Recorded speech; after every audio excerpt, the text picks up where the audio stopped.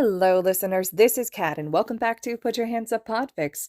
This will be the continuation of Complicated Creation. This will be Part 5, Chapter 4, entitled Reunited and Returned. September nears, and the heat doesn't seem to abate in the slightest, the humidity cloying and heavy and making everyone grumpy and uncomfortable. Bakugo and Todoroki both retake their exams, catching up with their classmates at last and making real progress. Todoroki still needs to work on his flame, and Bakugo his attitude. But they have the time to do so. He's looking after one of the most promising classes he's had in years, Shota thinks, though he'd never tell them that. It's important to keep them on their toes, important for them to understand how fragile their positions are now, so they can understand how fragile the world is later. So much will hang on their shoulders, and it's his duty to ensure they have the foundation to carry that weight and not crumble, or they'll die. This class has surprised him time and again. Reckless, self-sacrificing, far too smart for their own good. They're going to be the heroes this world needs, Shota knows. And he hates how much the world will need them. He dismisses them for the day, after warning that Kayama will be handling them for Friday and Saturday classes. And he tries to tune out their chatter as he heads to the gates of UA. "You ready?" Tsuji asks as he approaches, offering him a quiet smile. It's rare to see the reserved man out of his hero costume. But they have to travel, and Kesagiriman's fur suit is a bit much. Karada arrived an hour ago, says she's scoping the area out. So, by the time we get there, we'll have a rating of every bar surrounding the place, Shota retorts. Karada's a fine underground hero with an amazing grasp of her quirk, but he's not sure if her drinking habit really is necessary to her quirk, or just a crutch. She isn't the only underground hero with issues. He's no hypocrite, but recently her reports have gotten ever so slightly sloppy. He's worried. Hopefully this team-up will give him a read on her, and maybe remind her she isn't working alone. It's the curse of underground heroes all too often, one he's avoided ever since becoming a teacher at UA. It's hard to feel alone when dealing with the idiots he shares a staff room with. He'd really rather be alone sometimes. "You're not being fair to her," Tsuji chides him with an even voice. "The point is for us to go in without causing suspicion. With half the ward burnt out as it is, she's only going to manage a limited range." He gives another easy smile, steady and solid. "We'll probably just get a top 10 list for what's walking distance." "Not sure if that's better," Shota points out in what he thinks is a reasonable voice. When he looks to Tsuji, there's worry lining the other hero's face too, so maybe he's not the only one concerned about their fellow hero. Tsuji's a good man, reliable, and calm in a crisis. Shota's glad to have him on the team. They don't talk about the case as they walk towards the station to catch the Shinkansen to Okayama, and they don't mention it as they settle in for the 4-hour ride. Tsuji pulls out his phone, likely to read up on the files one more time. Shota curls up against the window and tries to fall asleep, knowing there won't be much to have over the next 2 days. Taking down the Shie Hassaikai had quieted things down for such a short period of time. It only showed just how tenuous everything was after All Might's retirement. Too many villains are stepping up to try to take advantage of the void All Might had left behind. He knew it would come to this, had warned about it over the last few years, but no one took old man Aizawa's doom and gloom seriously, while All Might continued to mug for the cameras and pretend like he'd live forever. Still, he can't pin all the blame on Yagi. The man had been supported by the entire industry, or close enough to it. He hadn't built the pedestal they placed him on. At some point between mental grumbling about the state of heroics and Yagi's personal responsibilities, and Okayama Station, Shota falls asleep. He knows the others make fun of him for it, teachers and students alike, but he's unbothered. They like to assume he's just sleep-deprived or lazy or both. It's a better answer than the truth, that it's much easier to fall asleep to noise and the knowledge of people around him than it is to try to sleep in silence and wonder what will creep up on him inside of it. Tsuji wakes him as they approach the station by gently nudging his knee. Shota appreciates how much he never has to explain to the other man. They collect their bags and run to make the transfer to Sanu Station. From there they have to walk. The local lines that once fed into Minami Ward were destroyed, along with much of the area itself. Karada meets them dressed in civs, though Karada is both her civ and hero name. "You made it," she greets, far too bright and loud in the quiet of the neighborhood. "Come on! I made dinner. Well, I bought dinner, but this place has a proper kitchen so I can heat it up." Cajoling and warm, she grabs both Shota and Tsuji and drags them towards the very edges of the damaged ward. On one side of the street is a school that has been half crushed by a massive foot. On the other is a line of still intact homes that have seen better days. Faded paint and cracked asphalt and weeds growing long. One of them has a clearly new front door, and that's the one Karada drags them into. Once inside, she relaxes a bit. The neighbors are nosy. They think I'm house-sitting for my aunt and using it as an excuse to party. The walls are thick enough not to carry our voices, and I swept the place once I got in, but we should still keep it down. She does, in fact, head to the kitchen. Are you hungry? The place up the street does home-style fried chicken, so I got enough for today and tomorrow at least. She nods to Suji.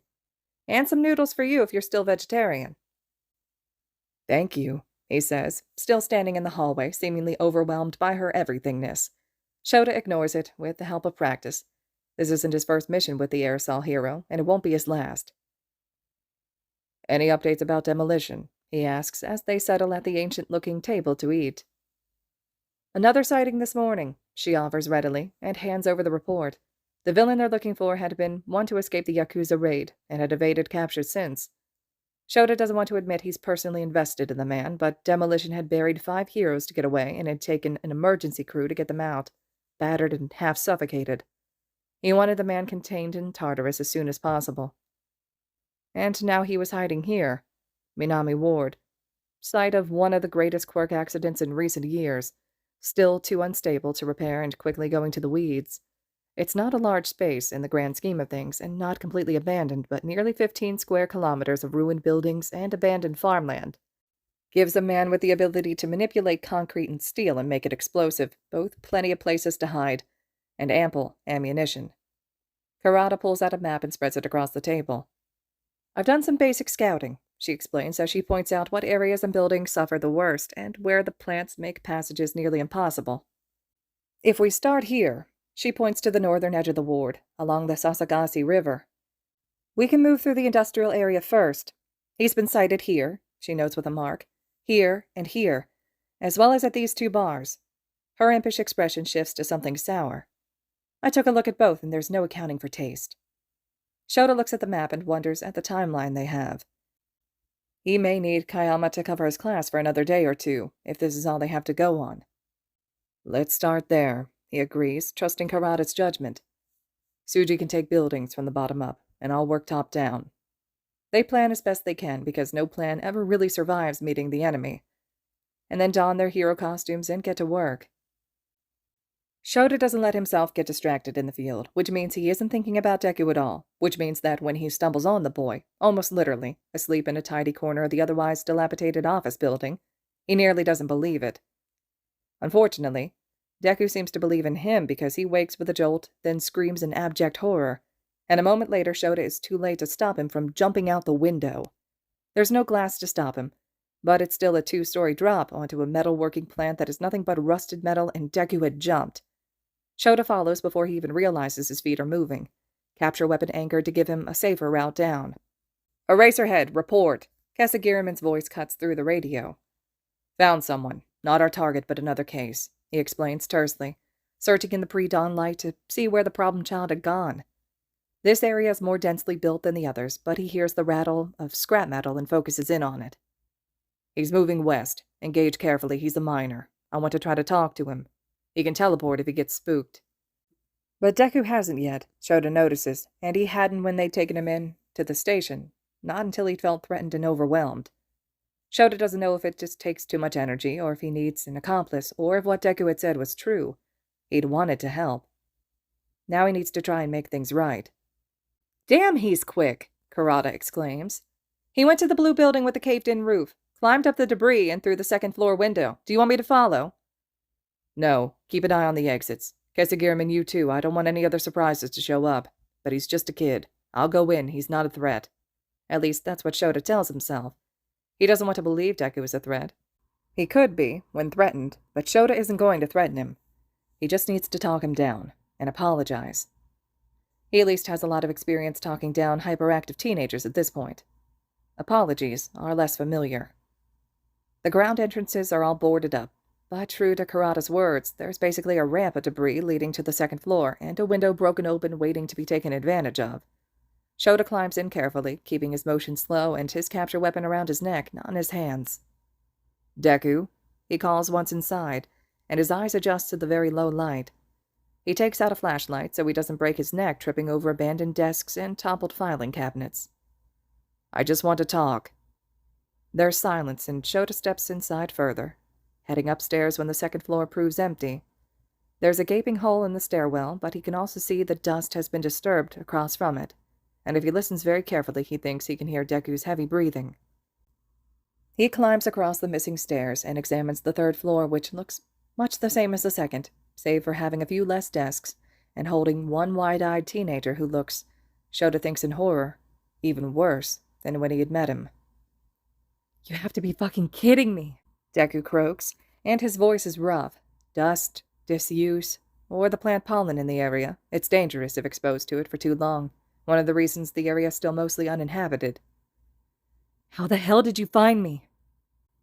We're looking for someone else, a villain named Demolition. I'm just as surprised to see you here as you are me, I think. Honesty is probably the best he can do right now. Look, Deku, I owe you an apology. I'm sorry about before. If we'd known you'd be triggered, I wouldn't have had Mind Blank get involved like that. Mind Blank? Deku's a few feet from the wall of windows, and these are mostly intact. Shota really hopes he doesn't try to make a break through them. Well, that's an appropriate name. I think so too, Shota replies, stalling for time. The longer he can keep the kid talking, the better. We still want to help you. You don't have to deal with this on your own.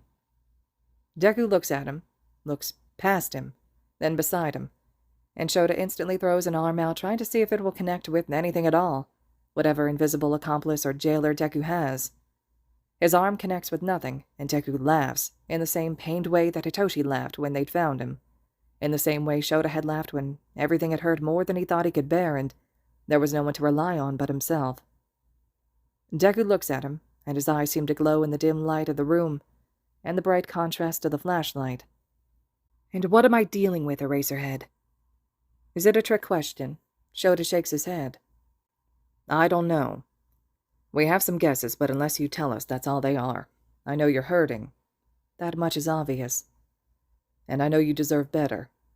And that's easy, because every teenager thinks they are either horribly underserved and deserve so much more, or that they are the worst examples of humankind and deserve nothing at all. And that statement covers both. Shota doesn't know what to do with the disappointment in Deku's face. Doesn't know how to translate that into meaning when the kid shakes his head sadly and looks like an ancient old man as he hugs his arms to his chest and sags. I told you once, he says, exhaustion coloring every word in a way that makes Shota ache. I can't do it again. Shota doesn't get a chance to reply. An explosion breaks the quiet of the morning and rattles the windows, though they thankfully do not break. His calm flares to life a moment later. He's here! Kurata's voice is panicked. He just came up through the... Her voice is cut off by a scream, and Shota can hear Kesagirman's quirk as it cuts through something, probably scrap. Fuck. He's torn for a moment. Deku, you need to get down and away from here. This man is dangerous, but don't leave, please. He can't keep the kid. If he tries to hold him, it's too likely he'll disappear, and if he stays, he's putting his teammates at a severe disadvantage. They need him to cancel Demolition's quirk. He can't wait any longer. Kurata's calling for help as another explosion goes off too close, and Shota heads for one of the windows, calling out for Kurata and Kesagirman to stay out of the way as he tosses a chair through first before anchoring his capture weapon. Get down and away from here, he tells Deku once more. I'll find you after. He hopes like hell that Deku will take it as a promise, not a threat, and then goes to join his team. You could have warned me, Izuku snaps at Tamamo no Mae as he hurries to get outside and away from a wall of glass. I nearly pissed myself. I didn't realize you were here, Kit, she tells him, sounding defensive. You had wards to hide yourself. Do you have any idea how long it took to make those? He demands as he slides down the garbage ramp. There's already a fire at the scrapyard, and the metal plant is missing a lot more of its structure than it had been when Deku had run past a few minutes prior. Everything is chaos. The villain's quirk makes the ground shake so much it feels like a constant earthquake, and Deku's ears are already ringing. Worse, he can see the heroes trying to fight, but the fires are interfering with Eraserhead's ability as far as Deku can tell. The unfamiliar woman hero keeps turning into a gas and surrounding the villain, but he drives her away with explosive blast after blast.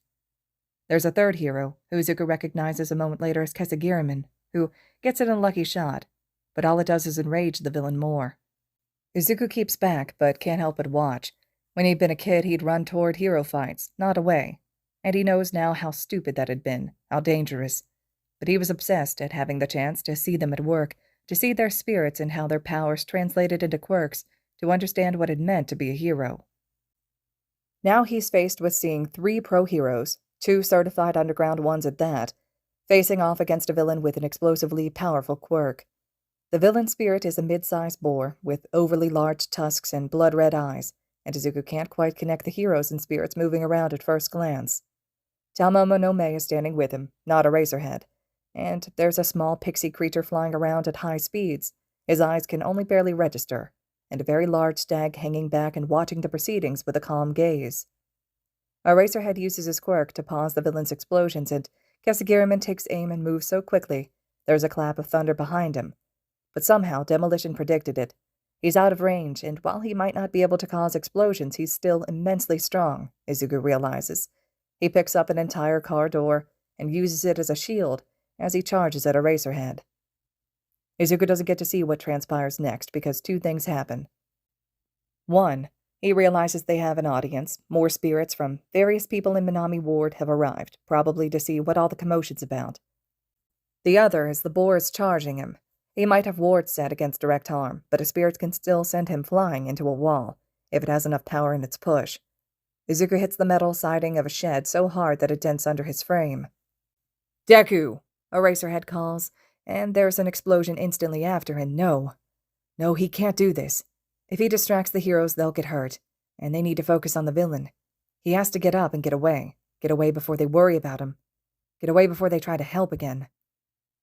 "You must move," Tamomo no Mae says with urgency as Izuku staggers upright. "And you will leave the kid alone." He has to assume that's directed at the boar spirit. It screams in anger, and Izuku can hardly believe it because no spirit has ever fought for him willingly. He blinks his eyes to try and focus, and there's a hand helping him up. "Easy there, Tiger," says the woman. She's tall and dark-skinned, with her hair done up in a big ball on top of her head. "My name's Karada. We need to get you clear of here." He gets up with her help, his back aching and neck sore. "I'm okay," he tries to assure her. "You need to help them." "What kind of a hero would I be if I let a cute kid like you get hurt?" she asks, and she gets her arms under him, and he's being carried. And she sounds so sure. It's such a heroic thing to say as there's explosions going on around them. And he should say no. He should help, but he'll only get in the way. So he wraps his arms around her so she can carry him easier. And they move to get out of range. They only get a few feet before Tamomo no Mae shouts, "Look out!"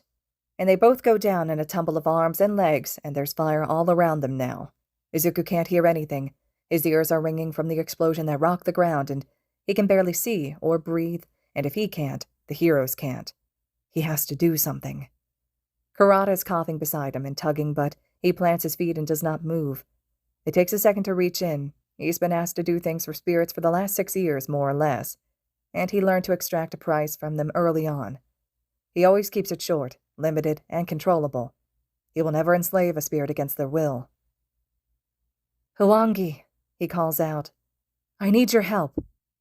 The spirit arrives a moment later, towering over Izuku and looking almost angry until it registers the fire around them. "Well, at least you're not wasting my time," he says, his green-blue scales glittering in the light. "Help me put this out and your debt is paid." Izuku doesn't waste any time, and neither does the spirit. He places 2 webbed hands on Izuku's shoulders, and the power that flows through him is just like water, like a cool river across tired, aching feet, like the pull of the tide, growing stronger and stronger until it's a waterfall. The fire smolder around them in quick order, and Karada looks at him in appreciation. "That was some quick thinking, kid," she tells him, as there's a lull in the battle. "But now we have to go." Demolition screams in rage, and the resulting explosion blows the building behind him up and back. "So much for taking him in quietly," Karada mutters under her breath. "Kiddo, I need you to go," she points. "This guy's no player, now scram." Izuku nods, but he's not looking at her. He's looking at Eraserhead, fighting demolition, moving so quick with his capture weapon wrapped around the villain's arm.